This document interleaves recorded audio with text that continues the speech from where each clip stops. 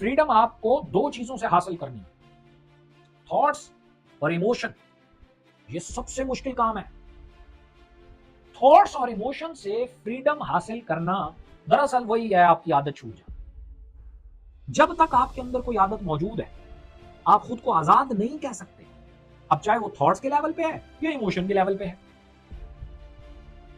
ये बात समझ आ रही है? अब हम आते हैं कि हम अपने आदत से जान कैसे छुड़ाएं। तो सबसे पहले वो कोई भी बुरी आदत, जाहिर है हर बंदा बुरी आदत से जान छुड़ाना चाहता है। मैं ये कहता हूं अच्छी आदत से भी जान छुड़ानी पड़ती है, क्योंकि आदत जो भी है, चाहे अच्छी है या बुरी है, वो गलत है, वो जंजीर है। आप पता है मुझे क्या कह रहे हैं? आप कह रहे हैं मैं लोहे की जंजीर तोड़ना चाहता हूं, सोने की बेशक मेरे पांव में पड़ी है। समझ आ रही है? भाई मैं ये कह रहा हूं जंजीरें दोनों जंजीरें हैं, दोनों से आजादी हासिल करेंगे तो आप आजाद होंगे।